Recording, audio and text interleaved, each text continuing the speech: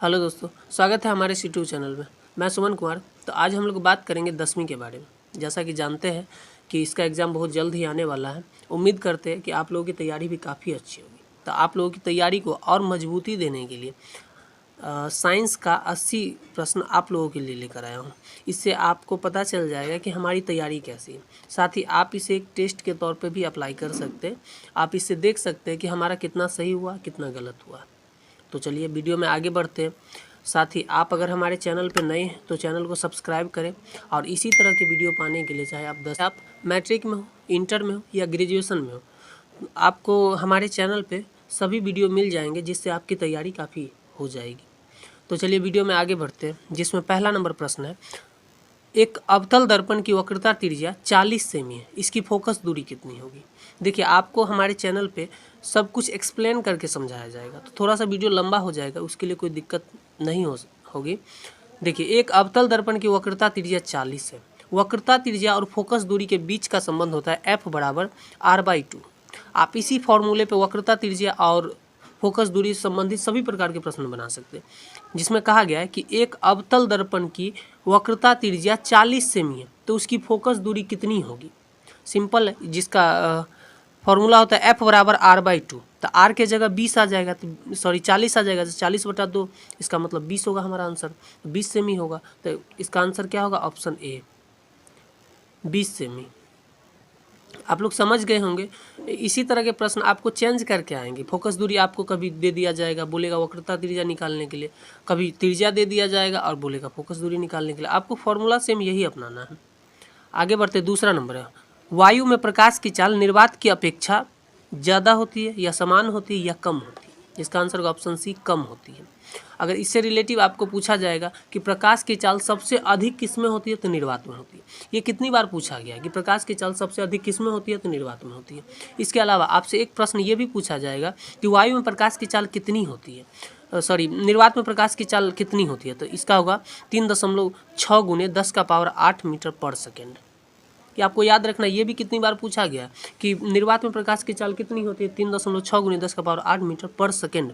आप इसको इस तरह से याद कर लीजिए कि आप बना दीजिएगा। अगला प्रश्न है, तीसरा नंबर, पानी में हवा का बुलबुला चमकीला दिखाई देता है, इस कारण प्रकाश का क्या होता है। पानी में हवा का बुलबुला वाकई चमकीला दिखाई देता है, तो इसका कारण है पूर्ण आंतरिक परिवर्तन। इसका आंतरिक परिवर्तन पूर्ण हो रहा है, इसीलिए। आगे अगला प्रश्न जानते हैं, चौथा नंबर है, किसी गोलीय दर्पण तथा किसी गोलीय लेंस की दोनों की फोकस दूरी -15 सेमी है, तो दर्पण या लेंस संभवतः कौन सा है। देखिए, आपको दो चीज़ समझ लेना है। एक होता है कि प्लस, जैसे यहाँ पे दिया है -15, और आपको कभी कभी दिया रहेगा +15। जब माइनस अर्थात ऋणात्मक हो, इसका मतलब आप समझ लीजिएगा कि ये अवतल दर्पण या अवतल लेंस है। और यदि आपको धनात्मक रहे तो ये चीज़ आप समझ लीजिएगा कि ये उत्तल लेंस या उत्तल दर्पण है। इसी से आपको पता चल जाएगा। प्रश्न में भी यही पूछा गया कि किसी गोलीय दर्पण तथा गोलीय लेंस की दोनों की फोकस दूरी -15 सेमी है, तो दर्पण या लेंस संभवतः दोनों अवतल होगा, क्योंकि माइनस होगा तो अवतल और प्लस होगा तो उत्तल। ऐसा आपको प्रश्न घुमा कर पूछ दिया जाता है कि कोई लेंस है जिसकी फोकस दूरी -15 सेमी या ऋणात्मक होगी, तो कौन सा लेंस होगा, तो अवतल लेंस। जिसका फोकस दूरी धनात्मक होगा वो उत्तल लेंस होगा। चलिए आगे बढ़ते। अगला प्रश्न है, 5वां नंबर, मस्तिष्क उत्तरदायी है। मस्तिष्क किसके लिए उत्तरदायी है। ऑप्शन देखते हैं, सोचने के लिए, ये भी सही बात है कि मस्तिष्क सोचने के लिए उत्तरदायी है। शरीर का संतुलन बनाने के लिए, ये भी सही है कि शरीर का संतुलन बनाने के लिए मस्तिष्क उत्तरदायी। हृदय स्पंदन के लिए, ये भी मस्तिष्क का ही काम है, जिसका आंसर होगा ऑप्शन डी, इनमें से सभी। आगे बढ़ते हैं, 6ठा नंबर, किस प्रकार के नेत्र दोष में दूर की वस्तु प्रतिबिंब रेटिना के पहले बन जाता है। किस प्रकार में रेटिना के पहले कोई सा भी प्रतिबिंब बन जाता है, तो ऑप्शन बी हो, निकट दृष्टि दोष। निकट दृष्टि दोष में दूर की वस्तुओं को हम नहीं देख पाते, ये उल्टा होता है थोड़ा सा, निकट और दूर दृष्टि दोष। अगला है 7वां नंबर, 1 किलोवाट घंटा निम्नलिखित में से किसके बराबर होता है। 1 किलोवाट घंटा निम्नलिखित में से किसके बराबर होता है। ऑप्शन सी 3.6 × 10⁻6 जूल के बराबर होता है। अगला प्रश्न है 8वां, विभव का एसआई मात्रक क्या होता है। विभव का एसआई मात्रक क्या होता है। Option A, volt. देखिए, आपको एसआई मात्रक से 1 या 2 प्रश्न आएगा ही, ये फिक्स है। ऐसा ही मात्रक आप लोग एक कॉपी में नोट कर लीजिएगा, जितना भी ऐसा जैसे विद्युत धारा, शक्ति, और ये होता है आपका ऊर्जा इत्यादि, इस सब का आप ऐसा ही मात्रक नोट कर लीजिए, इसको याद कर लीजिए, क्योंकि इससे 2-3 प्रश्न आएंगे ही। अगला प्रश्न है 9वां नंबर। 100 वाट के एक विद्युत बल्ब को 250 वोल्ट के पदार्थ से जोड़ा गया है। बल्ब में प्रवाहित धारा का मान क्या होगा? बल्ब में प्रवाहित धारा का मान क्या होगा? Option B 0.4 ampere. अगला प्रश्न है 10वां नंबर। किसी कुंडली का प्रतिरोध ज्ञात करने का सूत्र क्या है? किसी कुंडली का प्रतिरोध ज्ञात करने का सूत्र क्या है? जिसका आंसर होगा ऑप्शन सी R बराबर V/A। R बराबर V/A। तो ये ओम के नियम पर ही होता है। अगर ओम का नियम आपसे पूछा जाए तो R बराबर होता है V/R, इसी पर आधारित होता है ये सब। अगला प्रश्न है 11 नंबर। मानव में ग्राही ज्ञानेंद्रियों की संख्या कितनी है? मानव में ग्राही ज्ञानेंद्रियों की संख्या कितनी है? ऑप्शन डी 5 है। अगला प्रश्न है 12 नंबर।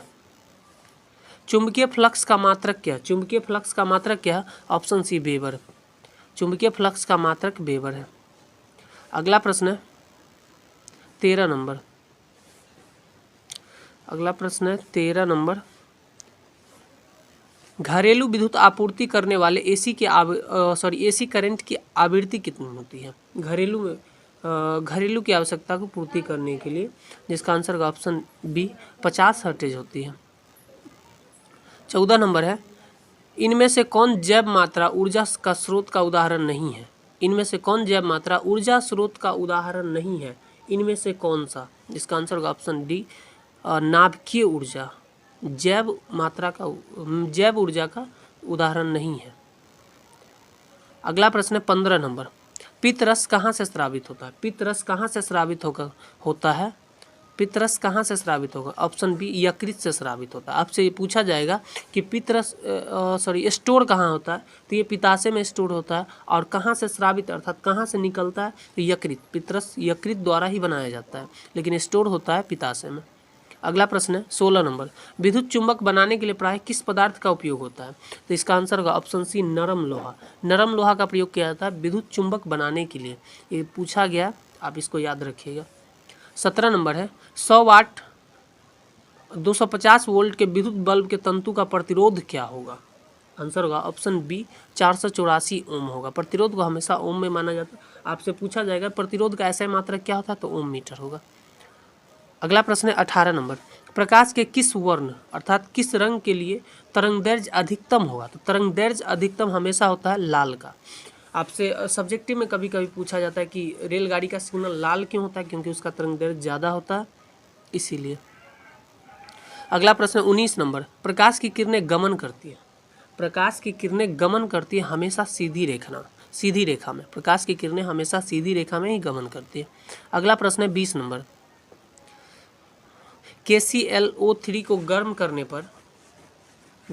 पर क्या मुक्त होता है? जिसका आंसर होगा ऑप्शन ए O2 अर्थात ऑक्सीजन मुक्त होता है। अगला प्रश्न 21 नंबर।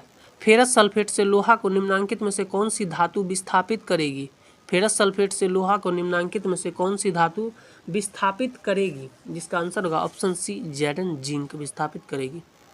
अगला प्रश्न है 22 नंबर। एसिटिक अम्ल एक है। एसिटिक अम्ल एक क्या है? जिसका आंसर होगा ऑप्शन बी निर्बल अम्ल है। एसिटिक अम्ल एक निर्बल अम्ल है। अगला प्रश्न है 23 नंबर। बेकिंग सोडा का सूत्र क्या है? बेकिंग सोडा का सूत्र क्या है? आंसर होगा ऑप्शन बी NaHCO3। ये पूछा गया क्वेश्चन है बेकिंग सोडा, इसको आप लोग याद रख लीजिएगा। 24 नंबर है पीतल है। पीतल क्या है? जिसका आंसर होगा ऑप्शन डी मिश्र धातु है। पीतल एक मिश्र धातु है जिसमें अन्य धातुओं का मिश्रण, धातु अधातु का मिश्रण होता है। 25 नंबर है एक धातु जिसे चाकू से आसानी से काटा जा सकता है। एक धातु जिसे चाकू से आसानी से काटा जा सकता है। ऑप्शन डी सोडियम होता है, जिसे चाकू से, आपसे प्रश्न भी पूछा जाएगा सब्जेक्टिव में लिखने वाले में कि सोडियम को चाकू से आसानी से क्यों काटा जा सकता है, इस तरह से भी पूछा जा सकता है। 26 नंबर है हेमेटाइट किसका अयस्क है? हेमेटाइट लोहा का अयस्क है। ऑप्शन बी लोहा का अयस्क है हेमेटाइट। 27 नंबर कार्बन का इलेक्ट्रॉनिक विन्यास क्या? 27 है कार्बन का इलेक्ट्रॉनिक विन्यास क्या है? 1s का स्क्वायर, 2s का स्क्वायर, 2p का स्क्वायर। ये अगला प्रश्न है 28 नंबर। इथीन के बहुलीकरण से बनता है। इथीन के बहुलीकरण से क्या बनता है? ऑप्शन सी पॉलीथीन बनता है। अगला प्रश्न है 29 नंबर। बेंजीन का सामान्य सूत्र क्या होता है? बेंजीन का सामान्य सूत्र क्या होता है? जिसका आंसर होगा ऑप्शन सी C6H6 होता है बेंजीन का सामान्य सूत्र। अगला प्रश्न है 30 नंबर। स्टेनलेस स्टील मिश्र धातु है। स्टेनलेस स्टील मिश्र धातु है किसका होगा? जिसका आंसर होगा ऑप्शन ए लोहा का ही मिश्र धातु है स्टेनलेस स्टील, क्योंकि लोहा में कार्बन यदि मिला दिया जाए तो स्टील बन जाता है। अगला प्रश्न है 31 नंबर।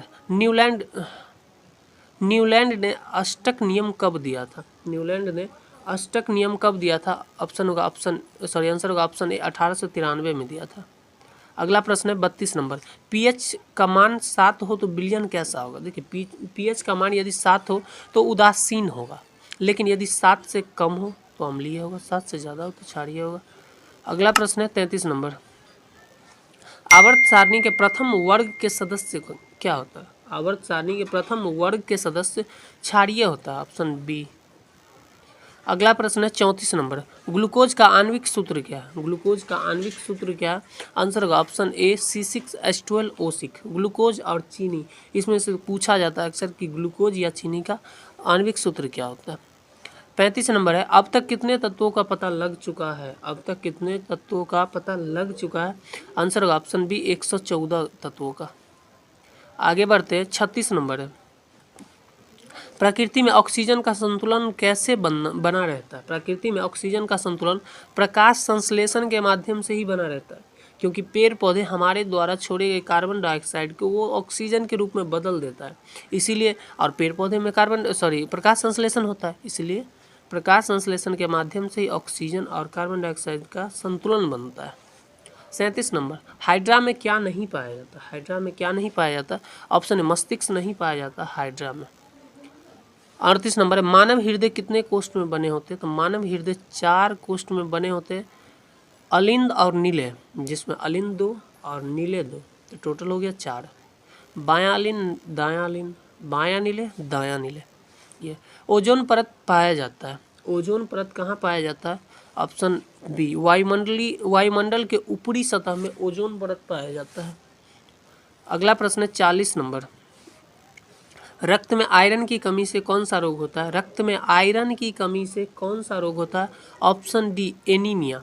आपसे क्वेश्चन थोड़ा सा अलग पूछा जाएगा कि रक्त में हीमोग्लोबिन की कमी से कौन सा रोग होता है? उसका भी आंसर होगा एनीमिया, क्योंकि हीमोग्लोबिन के अंदर आयरन पाया जाता है, इसीलिए उसका भी क्वेश्चन वही हो जाएगा।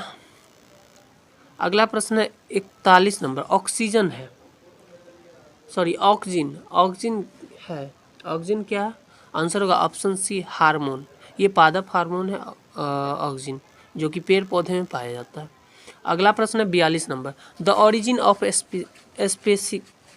स्पीसीज नामक पुस्तक किसने लिखी? जिसका आंसर होगा ऑप्शन ए डार्विन ने लिखी। अगला प्रश्न है 43 नंबर। क्लोरोफिल वर्णक का रंग है। क्लोरोफिल वर्णक का रंग कैसा है? ऑप्शन ए हरा, क्योंकि क्लोरोफिल हरा ही होता है, जिसके कारण पत्ता भी हरा होता है। 44 नंबर। टिहरी बांध का निर्माण किस प्रदेश में किया गया? टिहरी बांध का निर्माण उत्तराखंड में किया गया, टिहरी बांध। 45 नंबर।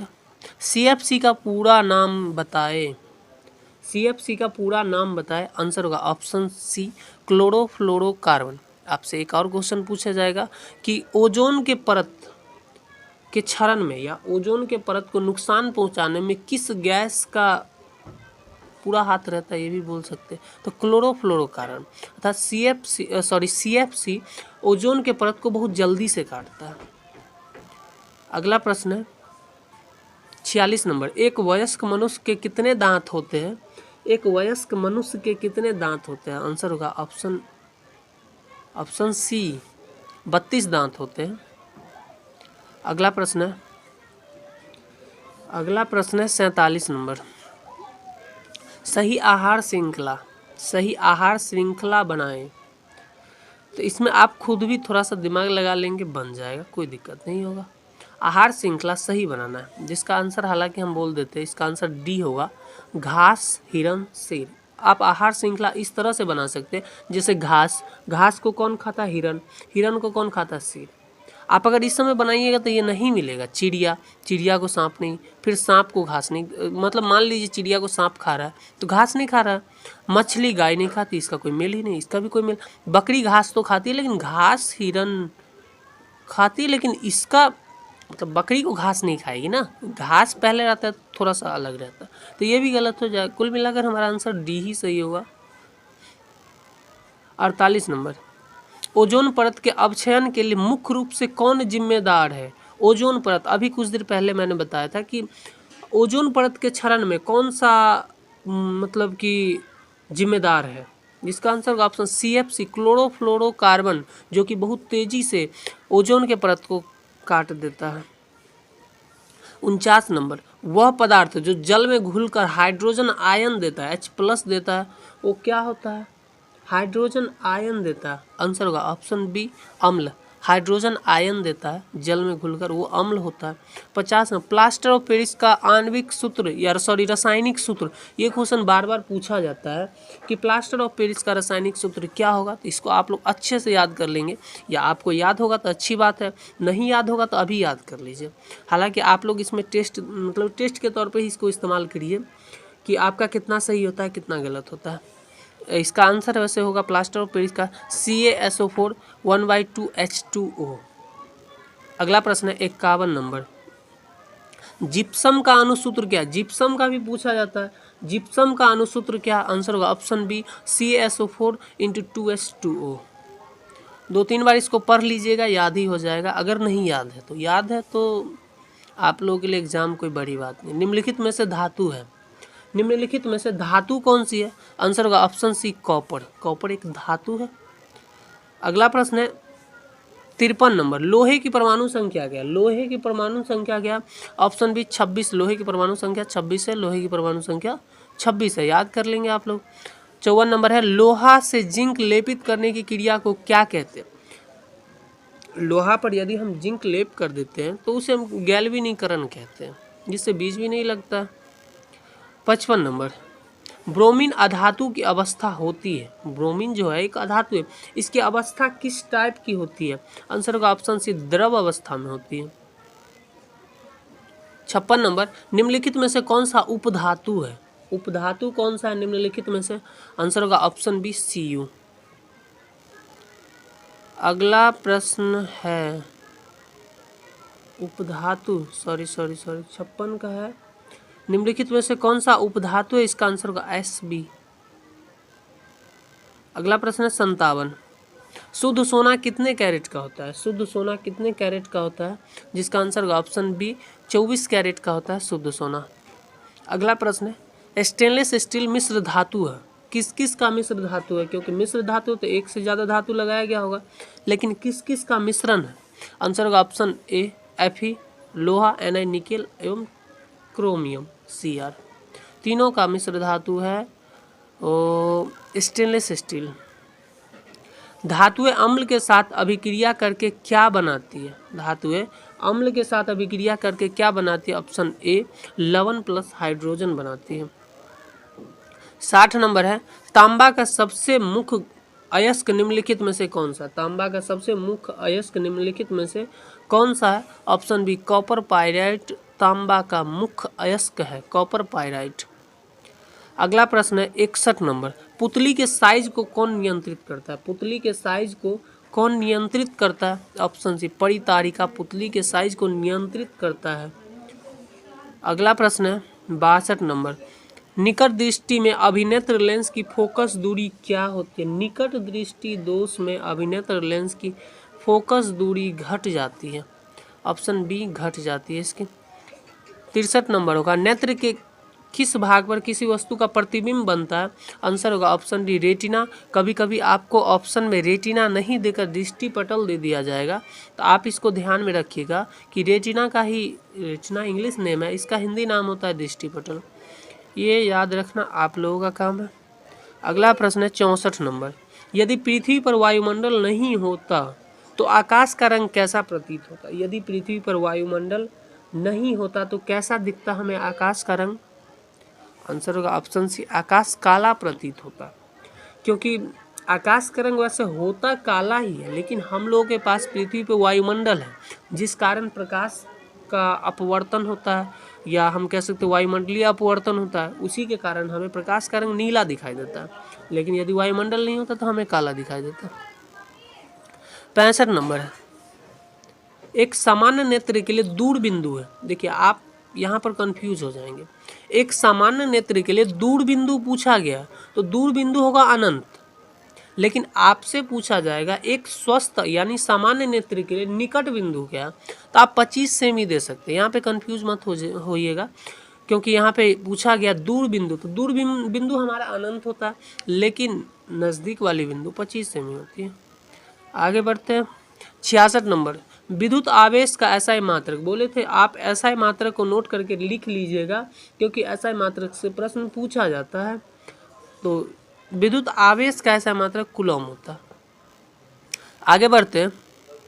67 नंबर, 67 नंबर है, इलेक्ट्रॉन पर आवेश होता है। इलेक्ट्रॉन पर कितना आवेश होता है, जिसका आंसर होगा ऑप्शन बी 1.6 × 10⁻⁻⁹ C। अगला प्रश्न है 68 नंबर, 1 वोल्ट बराबर कितना होता है, जिसका आंसर होगा ऑप्शन सी जूल J/C। अगला प्रश्न है, विद्युत परिपथ में एमीटर को लगाया जाता है। विद्युत परिपथ में एमीटर को लगाया जाता है, जिसका आंसर होगा ऑप्शन ए, श्रेणी क्रम में लगाया जाता है विद्युत परिपथ में एमीटर को। 70 नंबर है, विभवांतर की माप किस यंत्र द्वारा, देखिए विभवांतर की माप किस यंत्र द्वारा की जाती है, आंसर होगा ऑप्शन सी वोल्ट मीटर। लेकिन देखिए आप यदि विभवांतर का एसआई मात्रक याद कर लेते तो ये भी एसआई मात्रक का ही प्रश्न है, क्योंकि एसआई मात्रक का मतलब समझ लीजिए कि किसी भी चीज़ को मापने के लिए, तो विभवांतर को मापा जाता है वोल्ट मीटर में, तो विभवांतर का एसआई मात्रक वोल्ट मीटर ही हो जाएगा। तो आप एसआई मात्रक याद कर लेंगे, इससे आपको ये भी प्रश्न हल हो जाएगा। आगे अगला प्रश्न है 71 नंबर, मनुष्य में पाचन की क्रिया आरंभ होती है। पाचन की क्रिया कहाँ से आरंभ होती है मनुष्य में, जिसका आंसर होगा ऑप्शन सी मुख से। अब यहाँ पे ये मत कहिएगा कि पाचन तो हमारे पेट से प्रारंभ होता है, लेकिन ये आप गलत सोच रहे। ये मतलब कि पाचन मुख से ही प्रारंभ होती है। मुंह में ही सबसे पहले हमारे कार्बोहाइड्रेट का पाचन होता है, तो धीरे धीरे सभी चीज़ों का पाचन होना स्टार्ट हो जाता है। कुल मिलाकर बात हुआ कि हमारे मुख से ही पाचन स्टार्ट हो जाता है। अगला प्रश्न है 72 नंबर, पैरामीशियम एक जीव है। पैरामीशियम एक जीव है, कैसी जीव है, तो आंसर का ऑप्शन एक कोशिकीय जीव है पैरामीशियम। 73 नंबर, 73 सामान्य अवस्था में एक स्वस्थ व्यक्ति का रक्तचाप क्या होता है। रक्तचाप जिसको हम बीपी बोलते हैं, उसी को हम ब्लड प्रेशर बोल सकते हैं सामान्य अवस्था में, जिसका आंसर होगा ऑप्शन ए 120/80। 120/80, अगर इसको 120/80 बोल सकते सामान्य रक्तचाप, ठीक है। अगला प्रश्न है 74 नंबर, अमाशय से आने वाला भोजन होता है। अमाशय से आने वाला भोजन कैसा होता है, जिसका आंसर होगा ऑप्शन ए अम्लीय होता है। अगला प्रश्न है 75 नंबर, मछली के हृदय में कितने कोष्ठ होते हैं। मछली के हृदय में कितने कोष्ठ होते हैं, आंसर का ऑप्शन ए 2 कोष्ठ ही होते हैं। 76 नंबर है, निम्न में से परजीवी पादप का उदाहरण कौन सा। परजीवी पादप का उदाहरण कौन सा, निम्न में से परजीवी पादप का उदाहरण कौन सा, ऑप्शन डी विषाणु वायरस। अगला प्रश्न है 77 नंबर, चूने के पानी का रंग CO2 अर्थात कार्बन डाइऑक्साइड की उपस्थिति में कैसा होता है। चूने के पानी का रंग ऑप्शन डी दूधिया होता है। 78 नंबर, रेजिन किस पौधे का उत्सर्जी पदार्थ है। रेजिन किस पौधे का उत्सर्जी पदार्थ है, ऑप्शन डी चीड़ के पौधे की। ये कितना बार पूछा जाता है कि रेजिन एक उत्सर्जी पदार्थ है, ये फिक्स है, लेकिन किस पौधे का, तो चीड़ के पौधे का उत्सर्जी पदार्थ है। अगला प्रश्न है, मानव हृदय में कितने कोष्ठक होते, तो ये अभी भी बताए कि इसमें 4 कोष्ठक होते हैं। नीले और अलिंद, दायां नीले दायां अलिंद, सॉरी बायां नीले, मतलब 4 दायां बायां कर दीजिएगा, आ जाएगा 4। स्वपोषी पोषण के लिए आवश्यक है। स्वपोषी पोषण के लिए क्या आवश्यक है, तो जिसका आंसर होगा ऑप्शन डी, तीनों आवश्यक होगा, क्योंकि कार्बन डाइऑक्साइड, जल, क्लोरोफिल, सूर्य प्रकाश सभी आवश्यक होता है। मतलब कि स्वपोषी, जिसमें उसको क्या कहते हैं, स्वपोषी में प्रकाश संश्लेषण होता है। चलिए, तो वीडियो कैसा लगा आप लोगों को, अगर अच्छा लगा हो तो लाइक कर दीजिएगा, साथ ही चैनल पर नए हैं तो चैनल को सब्सक्राइब कर दीजिएगा। वीडियो देखने के लिए आपका बहुत धन्यवाद।